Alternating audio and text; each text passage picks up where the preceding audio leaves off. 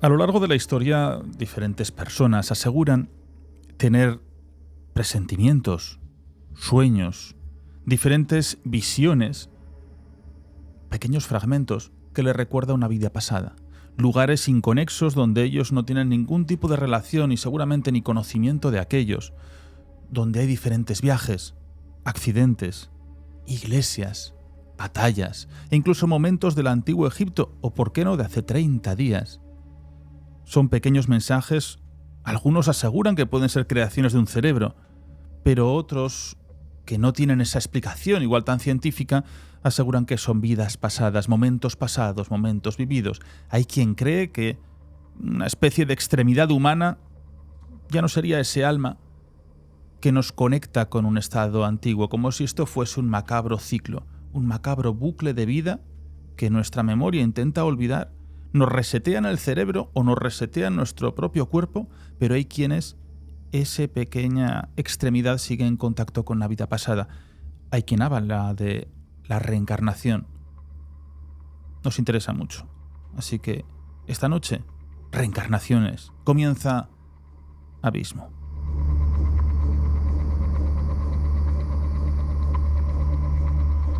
Muy buenas noches, Daniel Higueras, Mr. Krell, ¿qué tal estás? Buenas noches, Nacho. Buenas noches, Jaime, Silvia. ¿Qué tal estáis, chicos? Hoy tema interesante, ¿no? Que, como podemos intuir, liga directamente con una de las mayores preocupaciones del ser humano, que es ese ¿qué hay después de la muerte? Si es que hay algo. Bueno, pues vamos a hablar de ello. Y como bien ha dicho Krell, buenas noches, Silvia, Jaime, ¿cómo estáis? Hola, buenas noches. Buenas noches, Nacho. Buenas noches, chicos. Oye, don Jesús. Antes, sí, Jesús Blas también lo tenemos por aquí en el cuarto anexo. Antes de comenzar, oye, recordar que es la última semana de las votaciones de iVoox y si os apetece nos podéis votar como Abismo Original. Tenéis ahí nuestro voto que siempre lo agradeceremos y quién sabe, es una plataforma que tanto nos apoya, que tanto nos ayuda y también nosotros queremos agradecerlo por lo menos informándoos de que está su propio, esta convención que hacen de diferentes podcasts. También queremos recordar que el 5, 6, 7 de noviembre en Zaragoza tenemos Ocultura. Luego mencionaremos un poquito después, al final del podcast. No viene siendo el congreso real, de verdad, más importante de misterio y de enigmas que tenemos en España. Así que es el mes de los enigmas con Ocultura, por supuesto, con nuestro buen amigo Javier Sierra, que nos acompaña en todo este camino. Comenzamos por todo esto de las reencarnaciones y, como siempre que tenemos nuestros programas, pues una intro de nuestro profesor sabio, don Jaime Arenas. Bueno, Nacho, mira, hoy vamos a tener un programa bastante interesante porque vamos a hablar de un tema que realmente habla de la trascendencia de los límites de la vida tal y como nosotros la conocemos. Esta noche vamos a abrir un melón, vamos a abrir una puerta hacia uno de esos misterios más inquietantes y profundos de la humanidad, como decía Nacho, y es el ¿qué hay más allá de la vida? ¿Y qué hay más allá de la vida respecto a algunas de las creencias más extendidas por las religiones de nuestro mundo, como por ejemplo pueden ser el budismo o el hinduismo? ¿Es posible que nuestra esencia, lo que los cristianos conocen como alma, sobreviva a la muerte y renazca en otro cuerpo, pero incluso no inmediatamente, sino también en otra época? ¿Puede que nuestras vidas espirituales nuestras vidas físicas no sean más que capítulos de una vida espiritual que sea infinito? Pues la verdad es que hay civilizaciones antiguas, como pueden ser la celta o la egipcia, que ya tenían algún vestigio de creencias sobre la reencarnación, ¿no? Concretamente los celtas desde luego creían no solo en la reencarnación, sino también en la transmigración, que es el hecho de que un alma o esa esencia no solamente pase de un ser humano a otro, como digamos guiado por el karma, como podría ser en el hinduismo, ¿no? Pues en el hinduismo la reencarnación guiada por el karma es el eje central del samsara, que es ese ciclo interminable de nacimientos y que digamos que lo equiparan a una ley cósmica que dicta el destino de las personas. Los budistas, tienen una concepción diferente del alma que los hinduistas, pero al final más o menos también tienen esta visión cíclica de que el alma va de un cuerpo o de un ser a otro. Como decía, los los celtas en cuanto a la transmigración, que no es exactamente la reencarnación, porque la reencarnación tendría que ser de ser humano a ser humano, abogan, esa religión druídica, en la posibilidad incluso de que nuestra esencia, nuestra alma, se pudiera reencarnar en vegetales y animales, ¿no? Que bueno, en animales quizá parece más normal o quizá lo tenemos más asimilado, pero bueno, en vegetales ya sería la leche. Y bueno, esta noche vamos principalmente a centrarnos dentro de lo que sería el tema de la reencarnación en dos cuestiones fundamentales. Una es la visión científica. ¿Qué hay de cierto? ¿Qué pruebas se pueden aportar desde un punto de vista científico a la existencia del alma y de la reencarnación, de que el alma vaya de un cuerpo a otro e incluso en un impasse de tiempo? ¿Dónde está ese alma durante ese tiempo que tarda desde que una persona muere hasta que se reencarna en otra? Y por otro lado vamos a tocar varios casos en los que obviamente no tenemos una prueba científica empírica, pero desde luego sí que tenemos testimonios e incluso libros y estudios de psiquiatras en los que, bueno, si la reencarnación no existe, si esto es una casualidad, por así decirlo, desde luego las coincidencias, los detalles de otras vidas, el conocimiento de la vida de otras personas con la que no se ha tenido ningún tipo de relación, en algunos casos es abrumador. Hablaremos tanto de hermanas como de personas individuales que, bueno, han desde pequeñas tenido esas sensaciones de recuerdos, esos sueños, esas pesadillas incluso, y con el tiempo se han dado cuenta de que eran fragmento de la vida de otras personas.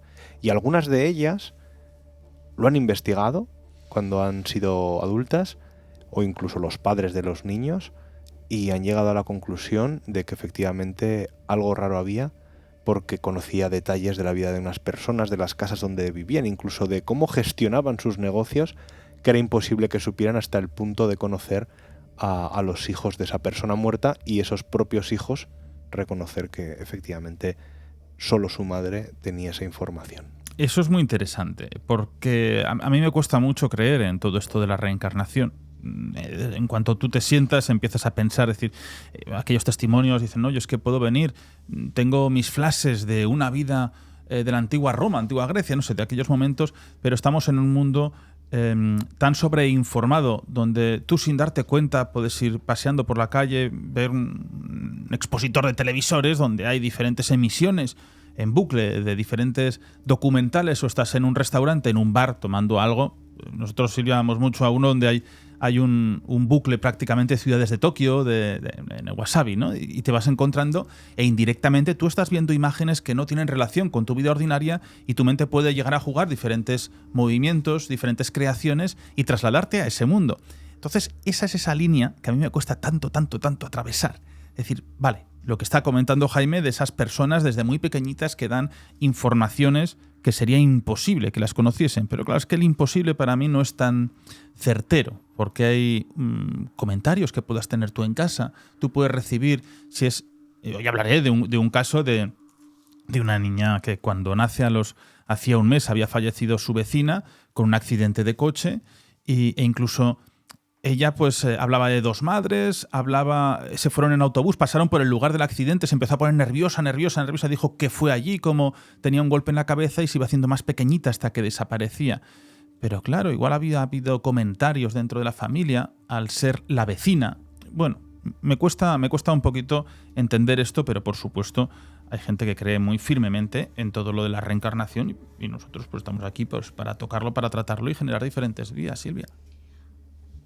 A ver, en realidad, en los argumentos en los que tú estás basando tu escepticismo, yo creo que son desde un punto de vista actual, porque lo estás basando en una sociedad que tiene acceso a información, que tiene acceso a material audiovisual. Claro, pero es que estos casos de reencarnaciones llevan existiendo siglos. De hecho, los más estudiados han ocurrido durante el siglo XX, que es cuando se produjo todo el auge de la psiquiatría, y entonces se encargaron estos médicos de analizar estos casos concretos. Con lo cual yo creo que lo vamos a ver en los ejemplos que vamos a contar, pero sí que deberíamos plantearnos que quizá, igual que no se saben aún muchas cosas del cuerpo humano, o que en el 2016 se estableció como el último órgano conocido del cuerpo, a una parte que se sabía que existía, pero no que tenía una función de órgano, que era el mesenterio. Bueno, pues yo creo que actualmente hay tantas cosas que desconocemos del funcionamiento de nuestro propio cerebro que es muy posible que no podamos o no estemos preparados aún para comprender el porqué de esta cuestión de la reencarnación. Yo creo que hay unos procesos neuronales y nuestras capacidades cognitivas tienen algún tipo de herencia. Eso está claro, una herencia genética. Bueno, es la evolución humana también lo podemos ver como claro, el pero animal. esto se llama el genociograma, ¿sabes? Entonces es el estudio de lo que heredamos en base a nuestro ADN de nuestros antepasados, pero que afectan a la parte conductiva, ¿no? y a los conocimientos. Entonces, bueno, vamos a ir analizando el por qué puede ser, si son conexiones neuronales de información que tenemos del pasado de nuestros ancestros, o, claro, esto sería muy extraño en situaciones en las que estas personas dicen que se han reencarnado en personajes de hace siglos con los que no han tenido contacto y ni siquiera son familiares, ¿no? ¿Qué podría pasar en estos casos? Es muy bonito, bueno, pues es vamos a ver. fantástico. Dani, ¿vamos allá con alguno de los sucesos que conocemos? Sí, claro. Mira, por ejemplo, yo quería apuntar también lo que ha dicho Silvia, ¿no? Yo estoy un poquito entre dos aguas aquí, ¿no? Con el tema de la reencarnación. Me posiciono también al lado de Nacho, ¿no? Yo creo que es algo muy complejo, puede estar muy ligado a lo que también mencionaba Silvia, ¿no? A esa, al fin y al cabo, memoria genética, que yo creo que puede albergar nuestro ADN y que a veces se pueden desbloquear recuerdos, ¿no? Pero si de verdad hacemos un poquito de caso a todo esto, los casos más importantes de reencarnación, o los mejor documentados, podríamos decir, sí que no son casos tan llamativos en cuanto al personaje en sí, ¿no? Al que corresponde esa vida pasada. No hagamos caso a gente que dice que ha sido, bueno, yo he sido faraón, yo he sido Cleopatra. No, estamos hablando de gente mucho más modesta, ¿no?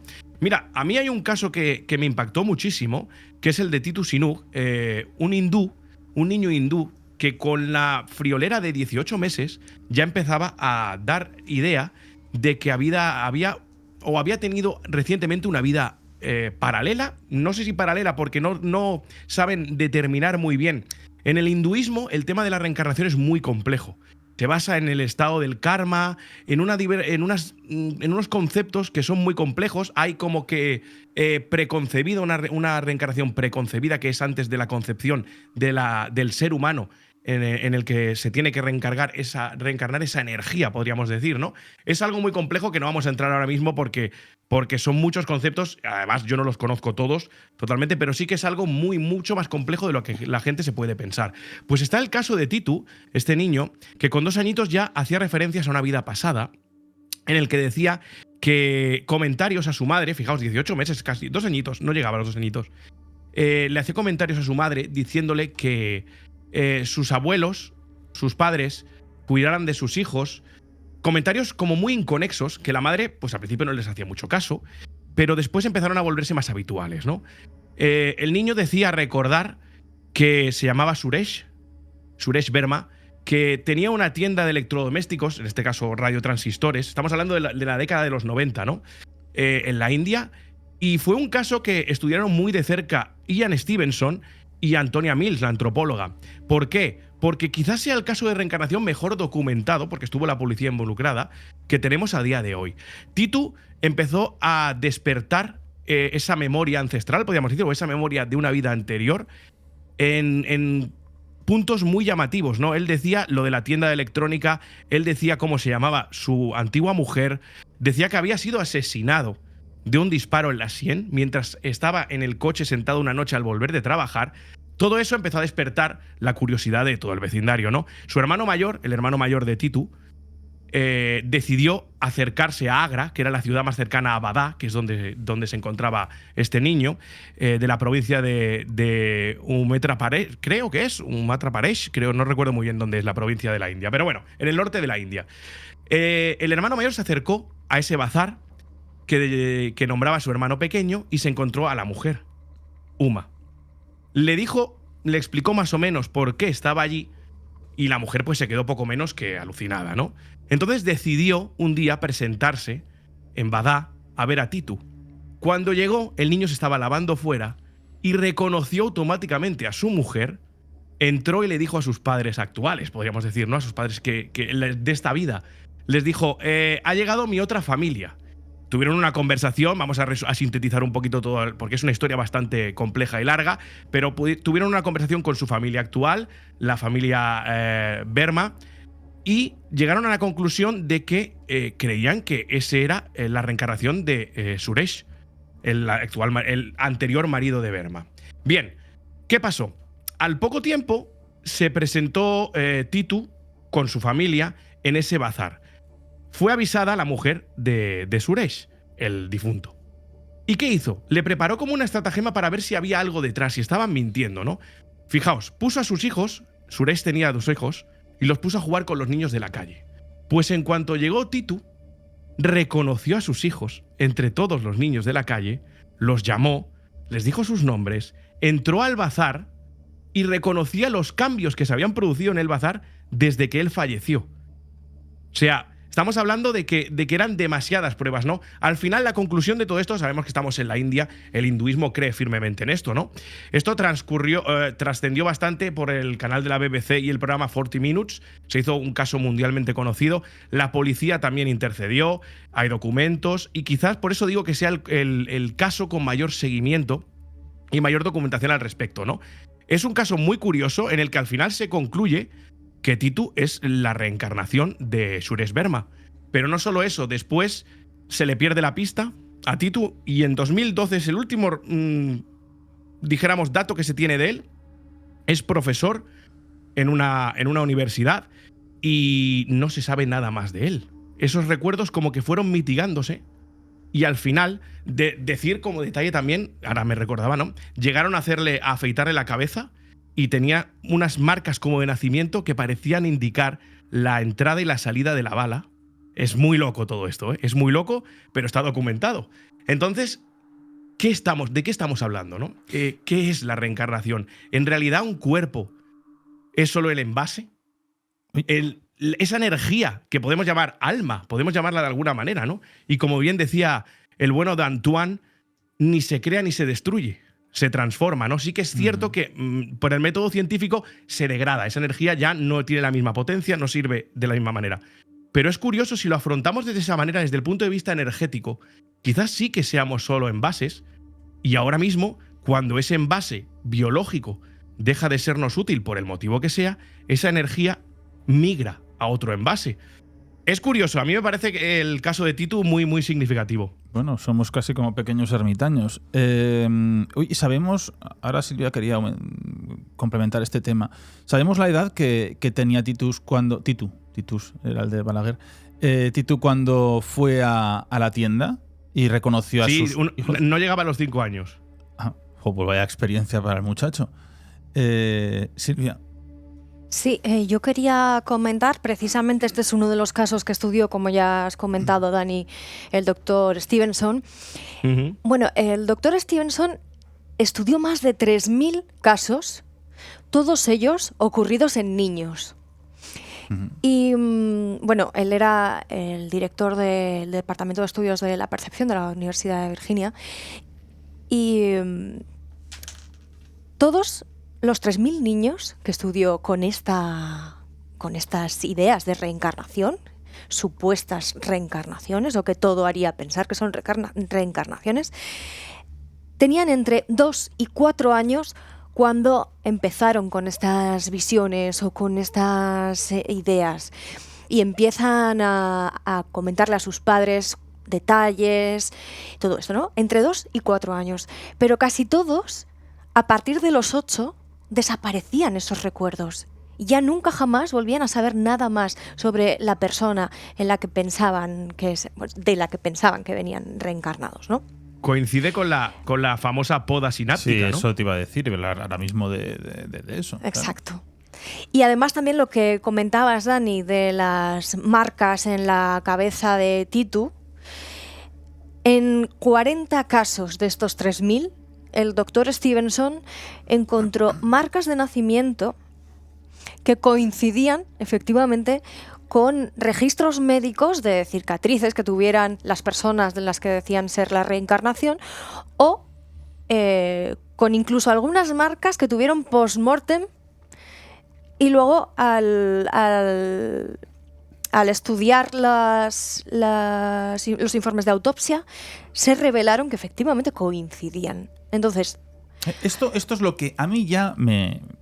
bueno, pero de 3040, me ayuda, de no, bueno, 3040. pero me ayuda a creer, porque al final la poda sináptica, perdón, lo que viene a decir es que hasta los 6, 8 años un niño, una niña, percibe absolutamente toda la información, la memoriza. Todo lo que escucha, lo que ve, los colores, los números, las cifras, el movimiento, todo. Entonces, esa memoria es lo que les ayuda a ellos desarrollar, poder hablar, poder andar, etc. O sea, no hay nada que desechen. Pero hay un momento en el que el cerebro tiene que empezar a desechar para poder avanzar de la cantidad de información que tiene. Y ahí es donde está ese yin-yang mío, donde dice, bueno, y esa sobredosis de información, ¿no podemos aquí jugar también con la casualidad y el querer enlazar casos con memoria?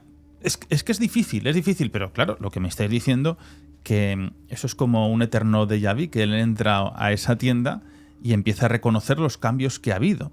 Eso es lo más llamativo y lo que a mí por lo menos me desmonta cualquier teoría de lógica. Pues te voy a dar otro argumento más, porque precisamente te voy a refutar el mismo, ¿no? El que estás dando tú, de que aprenden todo y pueden escuchar y absorber como una esponja datos que ni siquiera son conscientes. Eso es lo que dices, ¿no? Bueno, pues es que con 18 meses, como es el caso que nos está contando Dani de Titu, o con 24 meses, que es cuando muchos se empezaron a revelar, no tiene el cerebro esa capacidad de almacenar datos exactos. O sea que en ese caso no podría ser que nadie les hubiera dicho apréndete esto y apréndetelo al dedillo. Es imposible. El cerebro no ha desarrollado aún esas capacidades. Ya.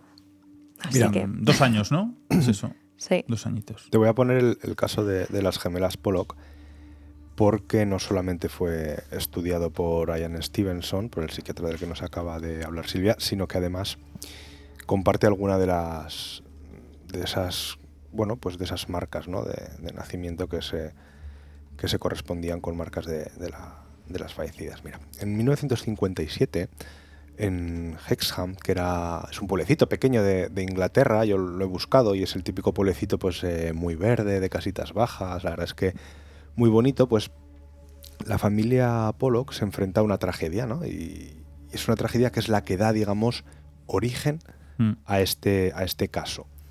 La cuestión es que el 5 de mayo de ese año, Johanna y Jacqueline, la primera tenía 11 años y la segunda 6, eran las hijas del matrimonio de John y de Florence, pues iban, era domingo, entonces pues bueno, iban al servicio dominical de la iglesia, iban con un amigo, pues lo típico, pues como era un pueblo pequeño y no pasaba nada, iban andando ellas por la calle y de repente, cuando estaban a punto de llegar, resulta que pues se escucha un ruido, se ve un coche descontrolado, total que las atropella y les provoca la muerte en el instante, ¿no? Resultó ser una señora pues que había tomado muchísima medicación, no iba en condiciones de conducir, perdió el control del vehículo, arrolló a las 2 niñas y bueno, pues te puedes imaginar en lo que es un pueblo pequeño la conmoción que surgió, ¿no? Pues perder a 2 niñas pequeñas de esa forma tan trágica y además por una persona pues que ha sido bastante imprudente,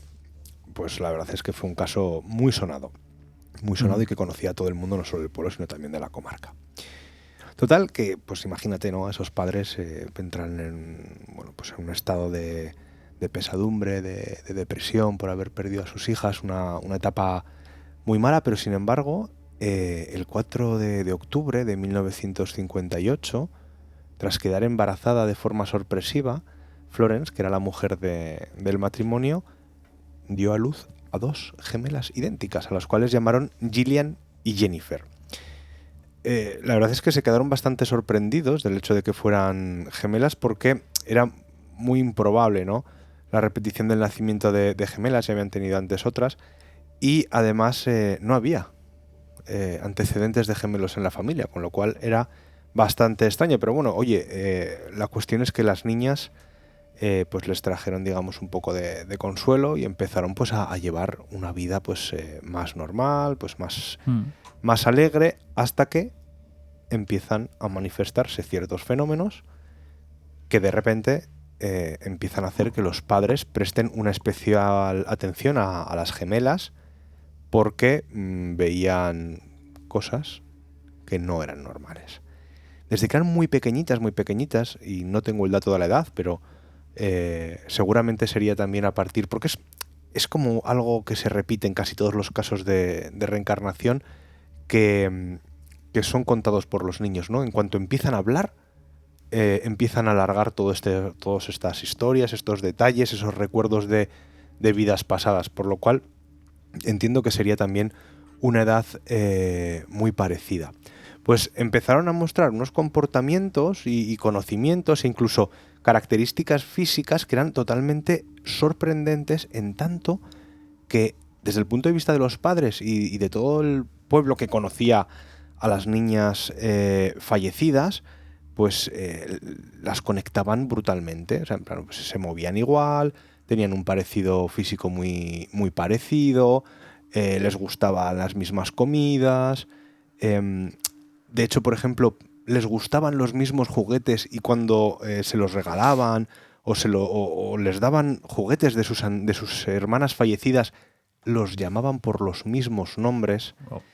Y una de las cuestiones que, bueno, pues digamos, es totalmente inexplicable, es que Jennifer, en concreto, tenía 2 marcas de nacimiento que coincidían exactamente con las heridas que provocaron la muerte de su hermana Jacqueline. 2 marcas de nacimiento. Es una de las cosas que comprobaron los médicos, a los que no se le puede dar explicación. Llámalo coincidencia, llámalo alineación de los astros. ¿Te imaginas que las marcas de nacimiento son heridas presentadas en una vida anterior? Bueno, no lo sé. Yo solamente tengo una muy pequeñita en el tobillo. Pero la cuestión es que eran capaces de identificar lugares.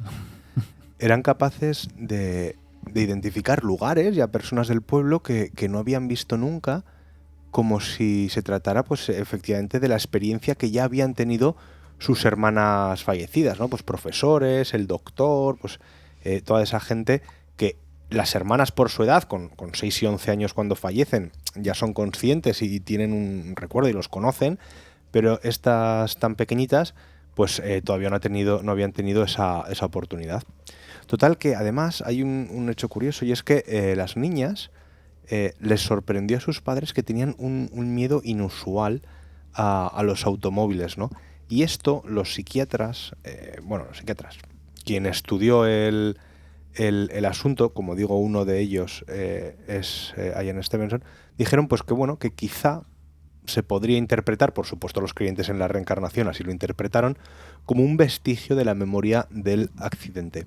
Claro, cuanto más crecían las niñas, más aprendían a hablar y por lo tanto más podían contar sobre episodios y detalles de las vidas de sus hermanas Joanna y Jacqueline, pero con una precisión que es lo que decía Silvia, que no podían haber memorizado, nadie les podía haber contado algo y que las recordaran de esa forma, ¿no? O sea, pues sobre todo, por ejemplo, la escuela y la iglesia, ¿no? Era una familia creyente, pues lo recordaban, pues cómo habían asistido, qué profesores habían tenido, recordaban las actividades que hacían en la iglesia. Claro, eso en niñas pequeñas es imposible, digamos, adoctrinarlas para que te puedan contar esto.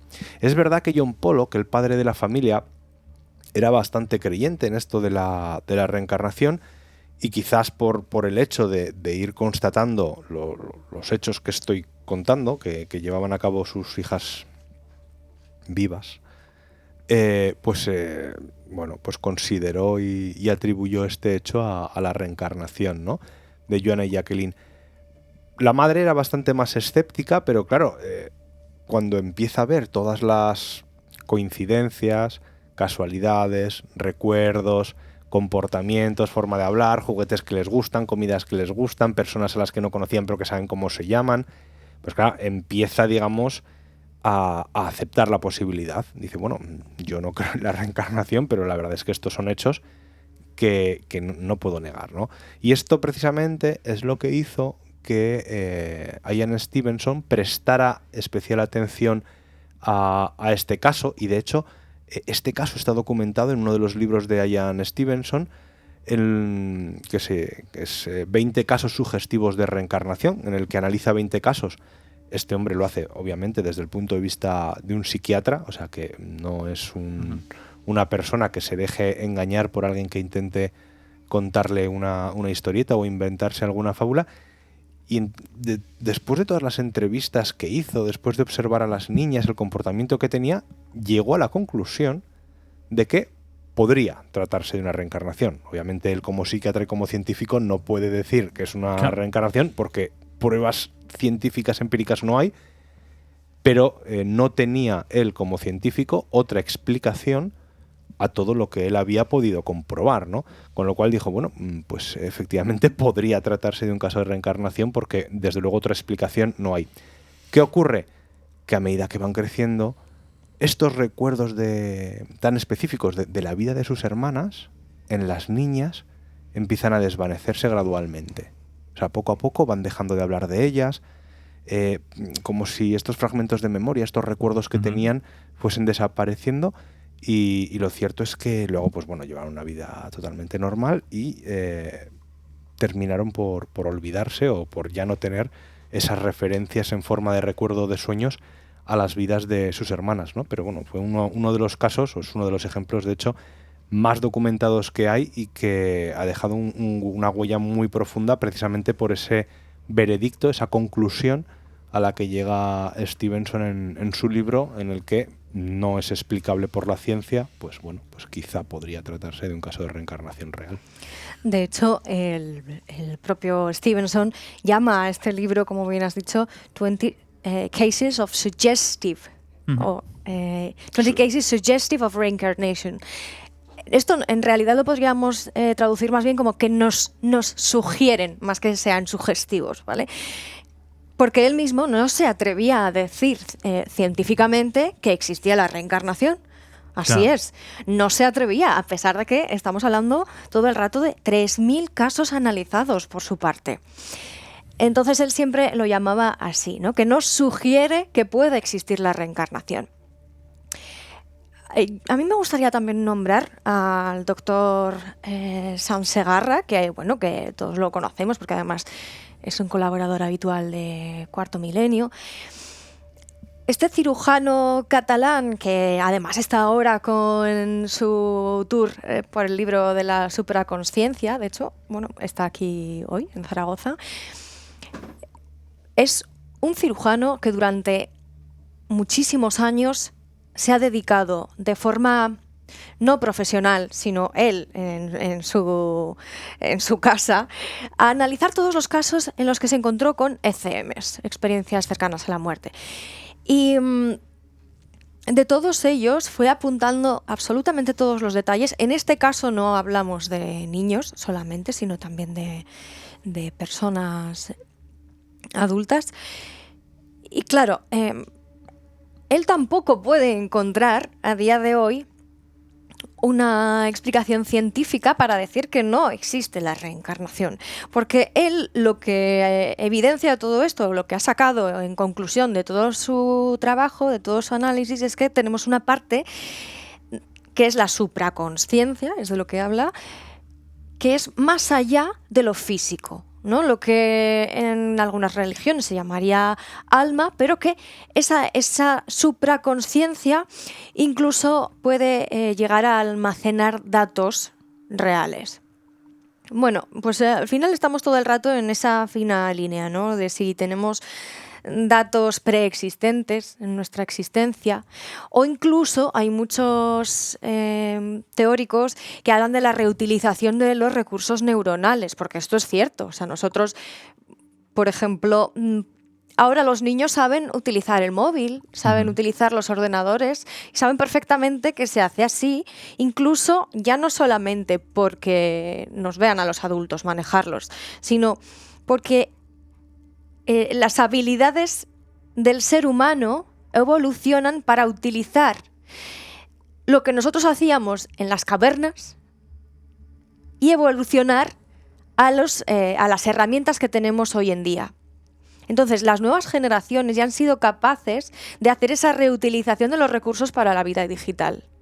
Esto es así, se sabe.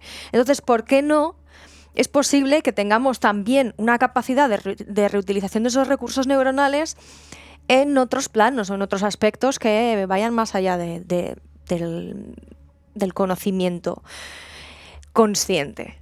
A mí me gusta mucho. Y además hay otra teoría que me encanta, que es de Jodorowsky, y es que, según él hablaba de que estamos poseídos por nuestros familiares, por nuestros ancestros. Es decir, que nosotros, todo lo que han vivido nuestros familiares, hasta nuestros padres, está almacenado. Y cualquier cosa que nosotros hagamos, además, puede cambiar o solucionar todos esos aspectos que se han quedado Madre mía. sin hilar o se han quedado ocultos.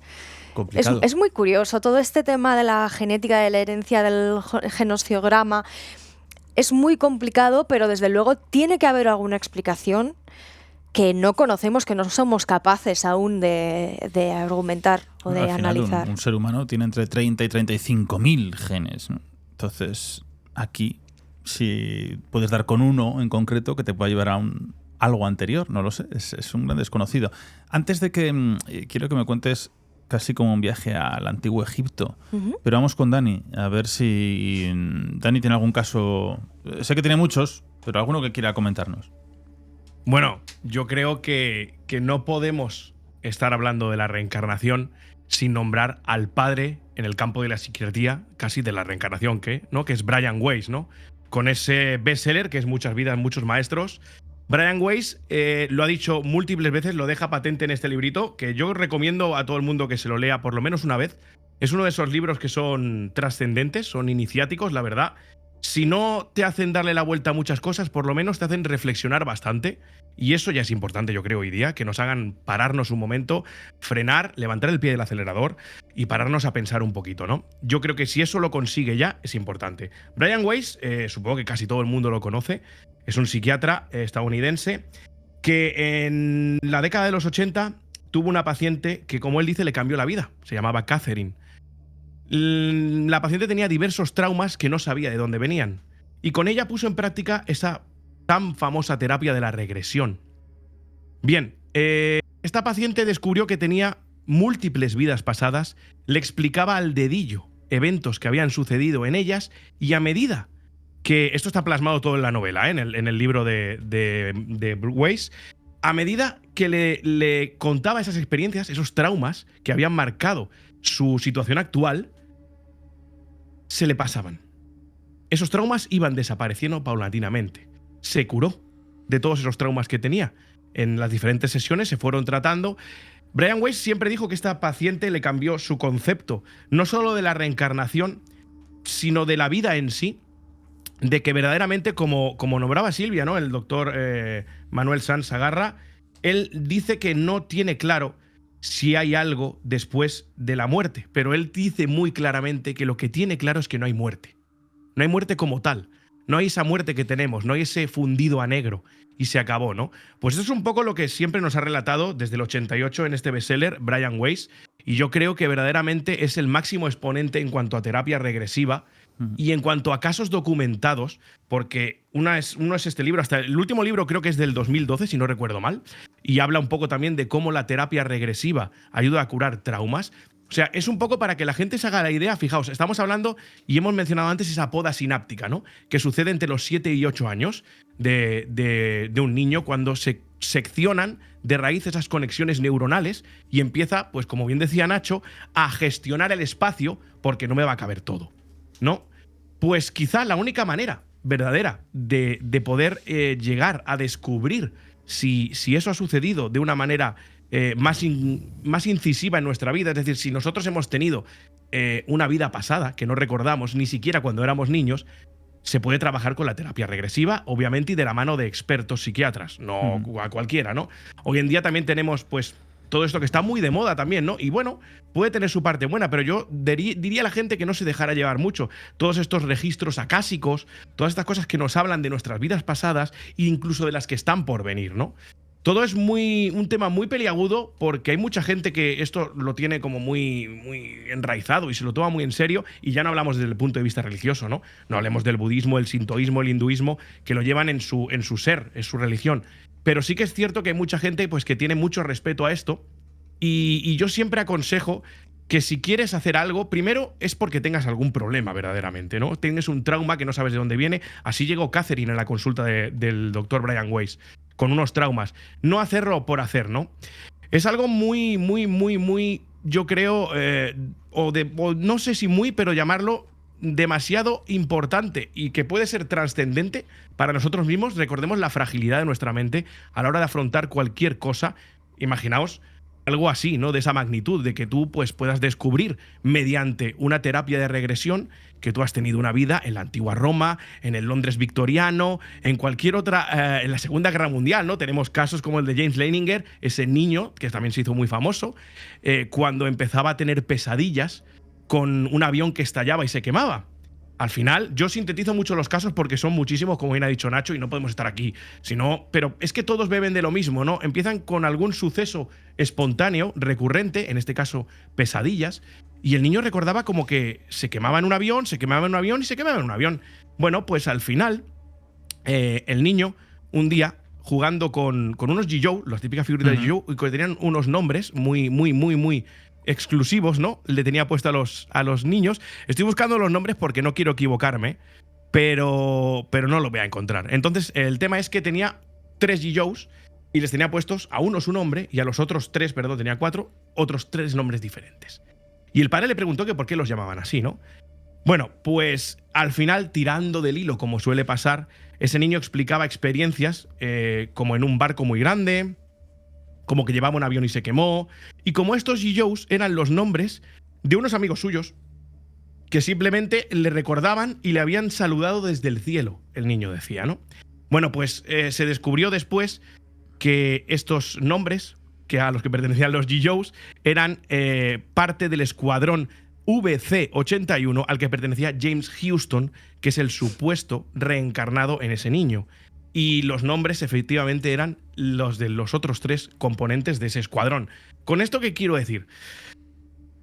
Es muy delicado porque estamos hablando de un tema del que no tenemos verdaderamente ningún dato, como decía Jaime, ni ninguna conclusión empírica que nos pueda llevar a nada. Y mira que ha habido gente estudiándolo y siguen estudiándolo. Ahí tenemos al doctor. Pero verdaderamente yo no sé hasta qué punto. Luego lanzaré un órdago sobre lo que yo pienso que puede llegar a ser esto. Mira, pero lo haré más tarde. El tema es que es muy delicado y hay mucho sentimentalismo por medio también, porque claro, estamos hablando de personas que ya han fallecido. Claro, aquí tenemos, pienso que esto es un comienzo. Este tema lo puso en la mesa Silvia la primera y creo que esto es una parte de muchas. Yo lo que haría, incluso hoy acabamos de contar estas historias, pero en Zaragoza, digo por cercanía que puede venir. Aquí tenemos a un buen amigo de este programa, como es Carlos Bogdanich, que él hace regresiones con un grupo médico y bueno, él me dice, Nacho, tengo una cantidad de cosas para contaros un día que es increíble. Y lo siguen estudiando como grupo médico, ¿no? Sería muy interesante traerlo a Carlos con Salanueva, el otro doctor que trabaja con él y otros tantos, y que nos cuenten realmente las experiencias que han tenido y si tienen explicación o no. O sea que realmente esta mesa la podemos ampliar.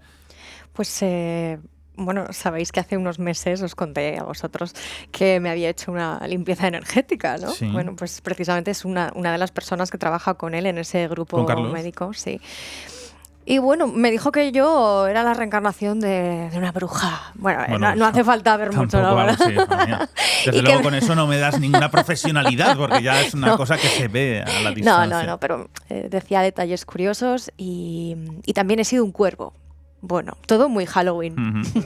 Espera, perdón, Jaime. No, lo de la bruja ya lo sabíamos, ¿no? Sí, eso lo sabíamos todos. También, que es un poco modo sacado. Me dijo cómo había fallecido. ¿Ah, El sí? cuervo. Me el habían perdigonazo. ahogado, no siendo bruja, De un pero tirón. a mano, o sea, una asfixia mecánica. Te habían estrangulado, ¿eh? Sí. Bueno, Silvia, me gustaría que contases lo de, antes de ir acabando, lo del Antiguo Egipto. Oye, pues si me dejas meter un minuto. ¿Un minuto tuyo? Un minuto. Bueno, se nos ha ido el programa ya. Un minuto, porque si nos vamos a ir ya al Antiguo Egipto. Vale, que pues a mí me te encanta. dejamos en la Antigua Roma. A ver. No, voy a hablar un poco. No, es un tema científico que ha salido hace muy poquito y yo creo que es muy interesante porque han descubierto unos científicos de las universidades de Shanghái y de Sichuan, chinos, cómo las neuronas se comunican a través de un entrelazamiento cuántico. ¿Qué pasa? Que en la física y en la mecánica cuántica ya sabemos que las partículas pueden estar, no estar, pueden comunicarse aunque estén partículas, aunque, por así decirlo, aunque estén separadas por muchísimo espacio. Es decir, ellos con lo que están, digamos, aunque todavía obviamente ellos no lo acreditan, no lo están, digamos, afirmando, es que esa comunicación cuántica entre las neuronas, que es lo que hace que tengamos esos pensamientos inmediatos, es lo que realmente genera la consciencia, ¿no? Pero la consciencia del ser humano podría ser un juego de mecánica cuántica que está y no está. Es decir, funciona porque está, no voy a decir en otra dimensión, pero cuánticamente en un estado en el que, diferente al que estamos nosotros, ¿no? Y sería, fíjate, esa consciencia que realmente no está en nosotros, pero que cuánticamente nuestras neuronas acuden a ella para tomar decisiones, podría ser perfectamente esa información, porque la información ya sabes que no se destruye, ni siquiera en los agujeros negros, esa información la que podría, por accidente o por casualidad o por lo que fuera, trasladarse momentáneamente a otra red neuronal que, digamos, por lo que fuera, chocase con esa información y pudieran esas neuronas replicar esa información que luego nosotros entendemos como una reencarnación. Esto no lo dicen los chinos, esta es la conclusión a la que he llegado yo a través del estudio que han hecho, porque no se conocía, ¿no?, esa relación cuántica que tienen las conexiones neuronales. ¿Tú de dónde crees Al final que estás es reencarnado? metafísica. Sí. ¿El qué, perdona? ¿Tú dónde crees que vienes reencarnado, Jaime? Yo, no sé, igual un San Bernardo que vivía en Suiza, todo feliz entre la nieve y sin problemas. Ojalá, Con ¿no? el barril colgando. No creéis en la reencarnación, con el barrilito. No, no, hombre, jolín, que se lo he preguntado. No, yo en la reencarnación como tal me cuesta mucho creer. Lo que pasa es que como cada día van descubriendo más cuestiones de metafísica, como decía Nacho, y más dimensiones, y es posible que existan universos paralelos en los que estemos prácticamente replicados, quién sabe si no hay una conexión cuántica entre ese otro yo de otro universo y que ha vivido en una época diferente y que puede estar contando, bueno, no sé, es que es muy complicado, pero en la reencarnación tal como la plantean el hinduismo y el budismo, yo en eso no creo. O sea, no creo que yo haya sido nunca una hormiga, por ejemplo, ni una piedra en un río del Himalaya que ha bajado rodando, se ha convertido en canto rodado, finalmente ha sido destruida y después ha sido un pájaro que ha ido Bueno, sabes que volando. todos esos procesos del samsara tienen que pasar por una purificación, ¿no? En cada vida vas purificando un poco más hasta que llegas a ese estadio supremo. A la ¿no? iluminación. A la iluminación, sí.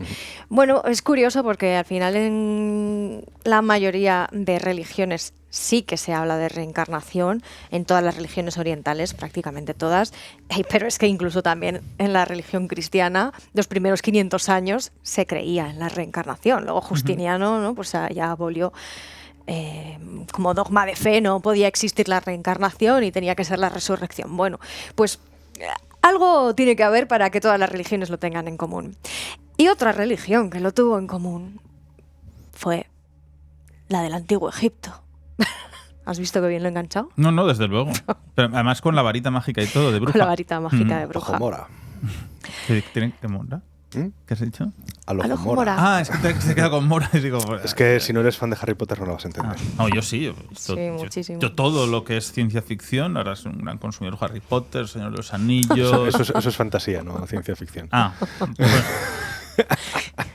A ver.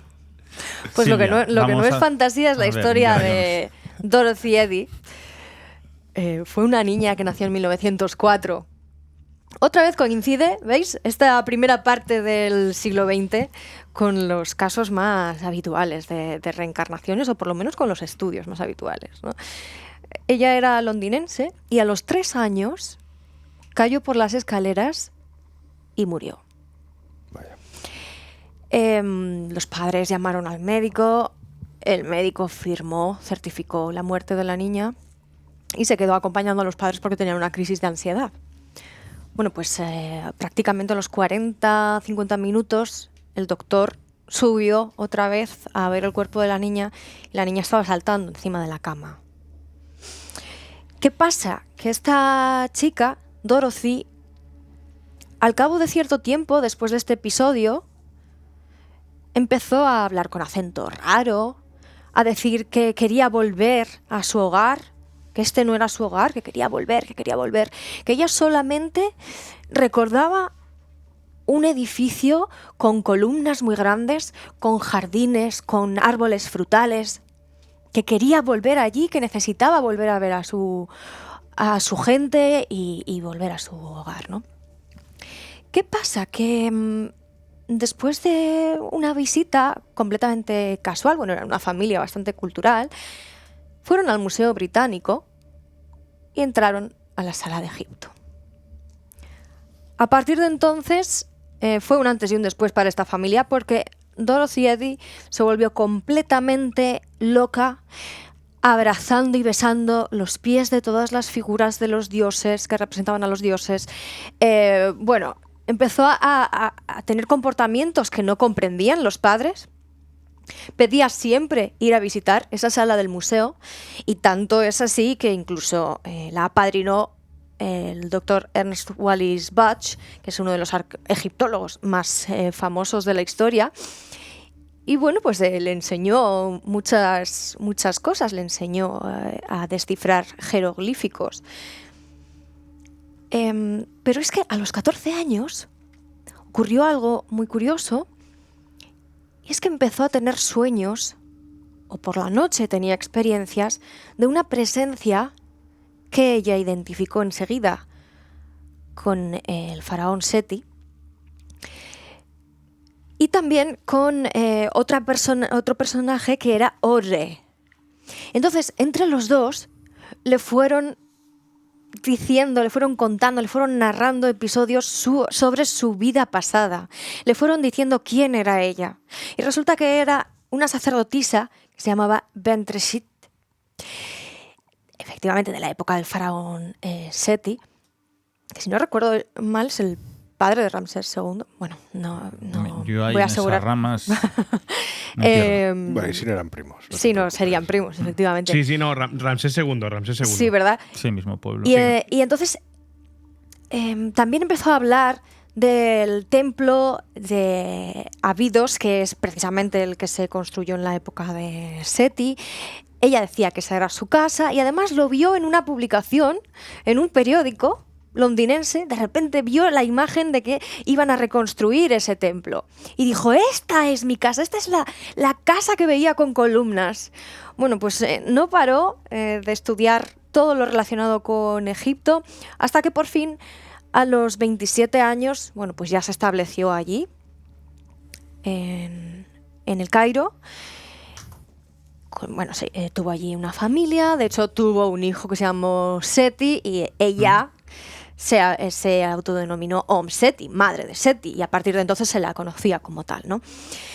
Ella estuvo trabajando en el Departamento de Antigüedades Egipcias del Museo del Cairo, en muchísimas misiones arqueológicas, y durante toda su vida estuvo haciendo rituales y ceremonias faraónicas cada vez que iba a ese templo. Pero es que cada vez que iba a ese templo, durante las primeras veces, le ponían pruebas los arqueólogos, los egiptólogos que estaban allí trabajando, y le decían a ella: bueno, pues si tanto sabes de ese lugar, llévanos a donde está el jeroglífico no sé cuántos, pero con los ojos cerrados o a oscuras. Y entonces, efectivamente, Dorothy les llevaba hasta allí y nunca jamás se equivocaba. Se sabía el camino de pe a pa.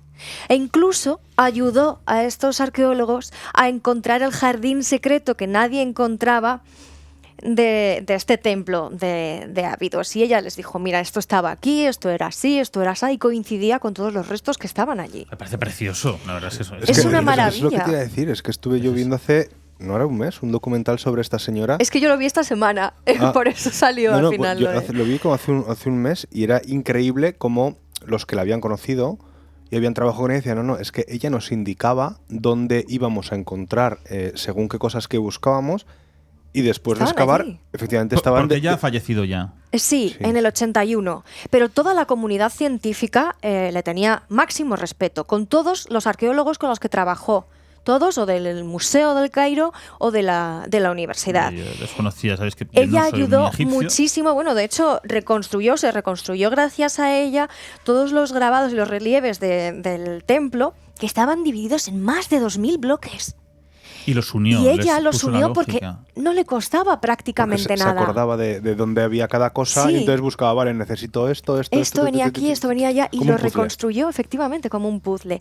Esto es algo precioso. Además hay otro detalle que no he comentado, es que también a los 14 años, cuando empezó a tener estos sueños o estas visiones, también empezó a tener episodios de escritura automática. Ajá. Pero escritura automática en jeroglíficos. Como una niña de 14 años podía escribir jeroglíficos que no se le habían enseñado. Porque realmente esos jeroglíficos luego se ha visto que solamente estaban en el templo de Abidos. Y ella tampoco tenía ni idea de lo que estaría escribiendo. Claro, luego este señor Wallis Budge sí que le ayudó a intentar entender muchos de esos jeroglíficos que a ella le venían, pero no tenían algo con qué compararlo, porque estaban la mayoría en este templo de Abidos. Bueno, esta me parece interesantísima y no sé, Al final es bonita, es una historia muy bonita. Murió muy reconocida por lo que decimos, por la comunidad científica, pero olvidada completamente y apestada por su familia. Tanto su marido como su hijo la abandonaron y ella, bueno, pues vivía con gatos, con un burrito, con gallinas. Bueno, igual también le hizo un poco enloquecer, ¿no? Todas estas historias y estos sueños, estas premoniciones. Bueno, ella decía, aseguraba que era la así. amante del faraón Seti. Claro que va a decir el marido. Dice, no, yo por Seti mato. Sí, bueno. Dani, historias bonitas. Llegamos a una recta final. Pero esto es el comienzo de varios, o una segunda parte. Las segundas partes en nuestro programa siempre son mejores que las primeras, sobre reencarnaciones. Sí, bueno, además me gustaría apuntar una cosa, aparte de la historia tan preciosa que ha contado Silvia. Sí que es cierto que hay un documental, bueno, creo que hay varios, pero el más reciente es curioso. Y verdaderamente te hace pensar y reflexionar, ¿no? Sobre qué narices será esto, qué pasa y no sabemos explicar. Porque al fin y al cabo nadie sabe explicarlo, ¿no? Yo, como bien decía antes, me gustaría lanzar un órdago. Aparte porque seguramente se vayan a hacer más programas de esto, como bien dice Nacho. Pero yo creo que es un mundo tan complejo y tan extenso que cabe de todo casi, ¿no? Porque, como bien digo, no tenemos una lógica a la que agarrarnos, no sabemos por qué sucede, no sabemos siquiera ni si sucede de verdad o es una proyección de nuestro subconsciente aferrándose a esa memoria genética del ADN que se desbloquee en algún momento. En realidad no sabemos absolutamente nada, ¿no?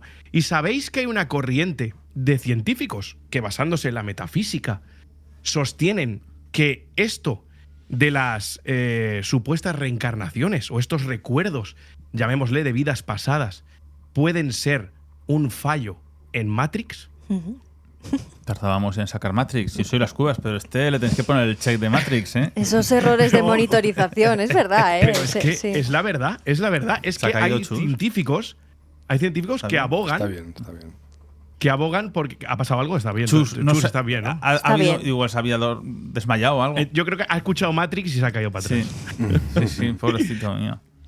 No, pero decía que hay científicos, el último es Melvin Bobson, ¿no?, que abogan porque, incluso dice que puede aportar pruebas basándose… Son pruebas que yo no alcanzo a entender, porque ya empieza a meter la segunda ley de la termodinámica, la ley de la infodinámica, la entropía, que no aumenta, o sea, que disminuye cuando debería aumentar o mantenerse estable, una serie de conceptos que a mí se me escapan verdaderamente, Pues a los demás pero que sostienen que esa alegoría de la caverna de Platón, ¿no? Tan antigua, que vivimos en un universo simulado y que esto que sucede con las reencarnaciones podrían ser fallos en Matrix, fallos en la matriz, al fin y al cabo, de esa simulación que te hacen recordar una vida anterior que tampoco era vida, simplemente es un recuerdo que ya tuviste y que por algún extraño fallo en el sistema, en la línea de código, salta y lo recuerdas, ¿no? Es interesante y yo lanzo ahí esa posible teoría también de que incluso hasta las reencarnaciones puedan caber dentro de esta teoría del universo simulado. Genial, me parece interesante y esto tenemos que ampliarlo. Dani, ¿sabes que tienes 2 letras mal puestas en el cartel del fondo? Sí. Ah, vale. Por si acaso. Sí, están ahí. Es que yo tengo fantasmas y a veces pues les da por juguetear. Creo que y fui hacer yo, ¿no? El tipo que de cambié cosas. esas letras. Sí, bueno, un fantasmón, sí. Sí. Lo que viene siendo un troll. Un troll, sí, en toda regla, ¿eh? Oye, De las cavernas, además. Sí. Te voy a responder. Vamos a ver, antes al comienzo he hablado de un evento donde vamos a estar nosotros 4, por supuesto, Chus también, ¿no? Ayudando a nuestro amigo Javier Sierra, porque he dicho mal las fechas, para variar. Es el 6, 7 y 8 de noviembre, es decir, en una semana prácticamente, miércoles, jueves y viernes en Zaragoza, Ocultura, el congreso del misterio maravilloso que él hace por toda España y una vez más vuelve a Zaragoza para hablar sobre la muerte. Habrá gente muy reconocida en el mundo, en toda España, desde Belén Rueda, Antonio Resines, Nacho Navarro, estará ahí todo. Te incluyes en el paquete, muy bien, claro. Nacho Navarro sé quién es. Bueno, Perfecto. esto será en el Salón de Actos de la Caja Rural, que es en la calle del Coso 29. Es importante porque no hay entradas. La entrada será a las 7 de la tarde hasta completar aforo. Es grande, pero os invito a estos 3 días a que estéis. Dani también se viene y Abismo estará al completo apoyando y ayudando a nuestro amigo Javier Sierra. Bueno, después de esta pincelada humorística mía. Bueno, muy interesante el tema. Hay que seguir ahondando en él. Porque aquí tenemos un montón de cosas para hablar, pero hoy queríamos hacer un programita más breve como una tocata previa a la gran fuga que llegará de la reencarnación. Bueno, es que este es un tema que tendremos que hacer varios programas para poder enfocarlo desde el punto de vista psiquiátrico, desde el punto de vista de un neurólogo, desde el punto de vista de un científico físico que nos pueda explicar todo el tema de la transmisión cuántica de información. Claro, es un tema tan amplio, ya no solo lo que es la reencarnación espiritual, que estaría explicado por un dogma de fe, ¿no? Pues ya está. Pero a nivel científico es un tema tan complejo que efectivamente habrá que tratarlo, pues no sé si se puede juntar a todos, porque entonces podríamos hacer un programa de 4 horas para que todo el mundo pueda exponer su visión, pero sí que es verdad que se debería compartimentar dependiendo de la rama científica que lo estudie. Porque de verdad que no tenemos límite de tiempo, no sabemos, para hablar de... Ya, bueno, pero hay gente que igual te dice que a un programa de 1 hora y media, 2 horas te viene y a uno de 4 o 5 no. Ah, bueno, pero decía aquí podemos hacer un programa... Sí, no, pero bueno, pero es que es un tema que es, efectivamente, como decía Dani al principio, ¿no? Tomando sus palabras, intenta responder a esa eterna pregunta de qué hay después de la muerte, ¿no? Que nadie sabe y que todo lo que queremos o bien son dogmas de fe o bien son conclusiones que hemos llegado nosotros como individuo. Por lo tanto, el que haya un tema con casos que aparentemente son reales, estudiados por psiquiatras y por científicos, pero que no lleguen a tenerse esas pruebas empíricas que puedan afirmar que es real. No hay pruebas físicas. Claro, es realmente interesante, ¿no? Son temas que cuando oyes hablar a algunos científicos desde el punto de vista, sobre todo de la física cuántica, te explota la cabeza con este tema. Pues seguiremos con el tema. Una cuestión, precisamente Ocultura, este año, 2024, va sobre las ECMs. Así que bueno, podremos también allí seguir hablando sobre esto. Y además habrá ronda de preguntas, se podrá conversar. Así que aquí un programa sin límites, tampoco tienen límites estos chicos. Vaya, es que siempre topamos con la solamente frase. quería decir que yo ahora mismo estoy muy metida en el estudio desde la psiquiatría de estas experiencias, de la reencarnación y de algunas cuestiones conductuales del ser humano. Y por eso me apetecía mucho hablar sobre esto, porque me llama la atención la cantidad de estudios tan interesantes que hay sobre esta materia y que realmente te hacen reflexionar de una forma bastante objetiva sobre ello. Pues es que me ha parecido lo que has leído de la británica, ¿no? La egiptóloga. Dorothy. Es maravilloso, Dorothy. Vamos a escuchar un poco.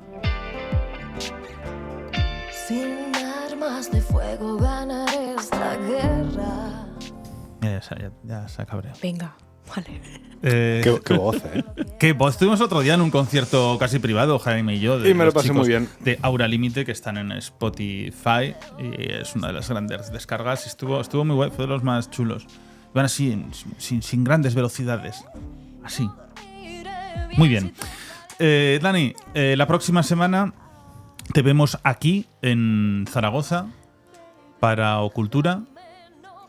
Sí, claro. Para que ahí lo sepan estaremos. tus fans también, que vas a estar por aquí. ¿Mis fans? Sí, tiene, ya sabes que tienes. Sí, sí. Tú en Sí, Twitch, sí. en Twitch. En Twitch, sí, estaremos por Ocultura, por supuesto, ayudando en lo que se pueda, pero sobre todo disfrutando, que es la esencia, ¿no? En uno de los congresos, por no decir el más importante, Sí. a nivel de lo esotérico y de la cultura escondida No, lo es. de este país. Lo es, y además lleva Sí. una larga trayectoria. Hoy has hecho merchandising, me están diciendo por el pinga. ¿Sí? ¿Por el pinganillo te están diciendo? Sí, me dice Chus, he hecho acuérdate de merchandising. preguntarle por el merchandising. Todavía no está a la venta. Cuando se ponga a la venta lo haremos saber. Pero sí, he hecho una camiseta muy chula, con un diseño muy chulo que me ha hecho mucha ilusión. Y no lo he hecho yo, evidentemente. Yo sabré de algunas cosas, pero de dibujar, ¿no? Estamos viendo solo Entonces- la parte delantera aquí en YouTube, pero por detrás Sí, estoy viendo. es… Es que Se para tiene que que quitar viera la la parte trasera me camiseta, tengo que si no- levantar. Nada. Y no quiero que se me vea la Oye, hucha. lo de Krell, ¿Vale? ¿de qué viene? Lo de Krell, eso es un secreto que ya te lo contaré alguna vez. Ah, vale. Nunca lo hemos preguntado. No, pero yo lo he explicado en mis directos de Twitch, pero ya lo explicaré alguna Pues vez. mira, ese se me escapó esa parte. No te preocupes. Me gustaría acabar. ¿Puedo acabar con unas palabras con las que abre Brian Weiss, ese bestseller de Muchas vidas, muchos maestros? Hombre, por favor, es que ¿Me esperábamos un final apocalíptico tuyo, claro. Así mientras escuchamos No. la última estación. Así abre próxima ese estación. prefacio el doctor Brian Weiss, ¿no? Y me parece muy significativo que abra con esto, ¿no? Y dice: sé que hay un motivo para todo. Tal vez el momento en el que se produce un hecho no contamos con la penetración psicológica ni las previsiones necesarias para comprender las razones, pero con tiempo y paciencia saldrán a la luz. Me parece un preludio muy bonito para todo lo que viene después y que deja entrever que no existe la casualidad, como también dice el doctor Manel Sansagarra, sino la causalidad. Así que muchas gracias, chicos. Un placer haber debatido y haber tenido esta charla con vosotros, como siempre. Gracias. Bueno, Silvia, Jaime, muchas gracias. Próxima semana más y nos vemos estos días. Ahora nos vamos, Silvia y yo nos tenemos que ir a Francia a grabar unas cositas durante prácticamente toda la semana y ya volveremos a preparar Ocultura. Pues, Abandonaría también. también llevo un caos y Abismo también lo haré. Tienes una agenda peor que la del ministro, Nacho. Sí. Bueno, depende Sobre de todo el de cuáles. transportes. Depende de cuáles transportes. Lleva la agenda espantosa ahí soplando Pero ya, manos por todo favor. el día. Era una frase hecha, no vamos a entrar en lo que hacen los No. ministros o dejan de hacer. Digo, igual aquí había reencarnaciones aldamísticas. Bueno, pues estamos en contacto todos. Venga. Venga. Hala, que vaya bonito. Un abrazo, Dani. Un abrazo, hasta la próxima abrazo, semana chicos. más. Chus, ¿estás bien? Venga, un abrazo de Chus también. Hasta luego y Alcañiz. Adiós.